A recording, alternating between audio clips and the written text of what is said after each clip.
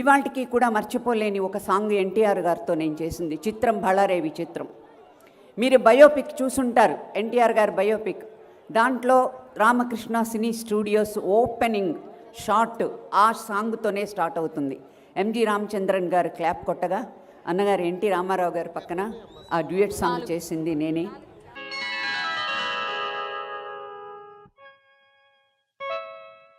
చిత్రం రే విచిత్రం, చిత్రం అయ్యారే విచిత్రం, నీ రాచనగరుకు రాజును రప్పించుటే విచిత్రం, పిలువకనే ప్రియ విభుడే విచయుటే విచిత్రం, చిత్రం అయ్యారే విచిత్రం, చిత్రం రే విచిత్రం.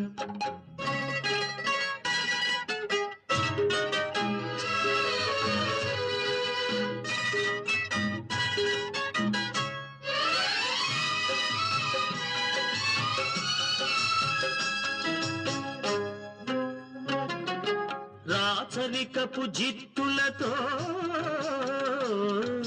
రణతంత్రపు టెత్తులతో, రాచరికపు జిత్తులతో రణతంత్రపు టెత్తులతో సదమదమౌ మామదిలో మదనుడు సందడి సేయుట చిత్రం రే విచిత్రం. ఎంతటి మహారాజైనా, ఎంతటి మహారాజైనా ఎప్పుడో ఏకాంతంలో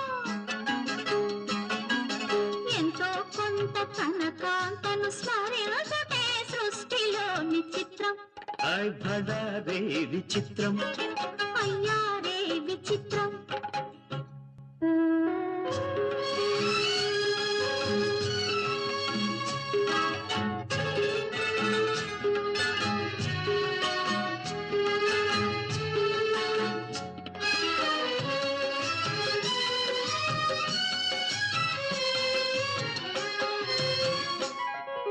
బింబాధర మధురిమలు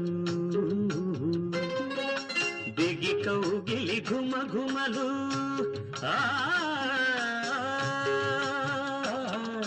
బింబాధర మధురిమలు దిగి కౌగిలి ఘుమ ఘుమలు, ఇన్నాళ్ళుగా మాయురే నే మెరుగకపోబుటే చిత్రం రే విచిత్రం.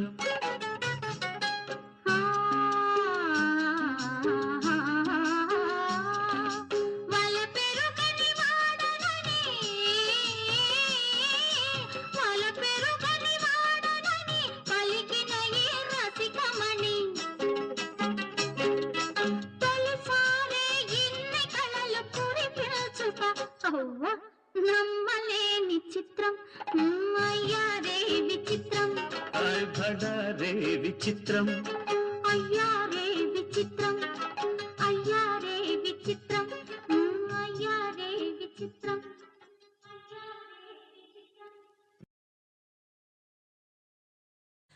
హాయ్ ఫ్రెండ్స్, అందరూ ఎలా ఉన్నారు?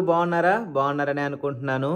సో ఎలా ఉంది సాంగ్ చిత్రం బలారే విచిత్రం? ఎలా అనిపించింది నా రాజు గెటప్? పర్లేదా? నాట్ బ్యాడా? ఏదో ట్రై చేశాను ఫ్రెండ్స్.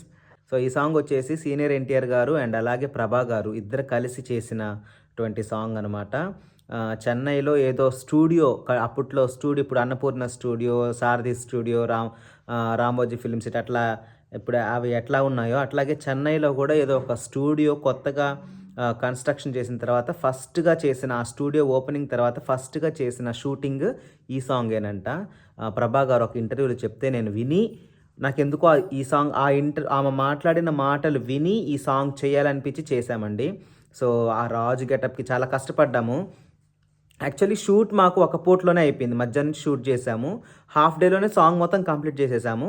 కాకపోతే ఆ ఆర్నమెంట్స్, ఆ కిరీటము, ఇవన్నీ ఇక్కడ ఈ చెస్ట్ దగ్గర ఇవన్నీ క్యారీ చేయడం చాలా కష్టం అనిపించింది. అవన్నీ స్టోన్స్ తోటి డిజైన్ చేసినవి, చాలా బరువు అనిపించినాయి అనమాట. అంటే అలవాట్లేదు కదా అసలు నిజంగా. ఆఫ్టర్ ఆల్ మేము ఒక సెట్టింగ్ది, ఒక ప్లాస్టిక్ది, ఒక చిన్న కుందన్స్ వాటినే మేము క్యారీ చేయలేకపోయామే.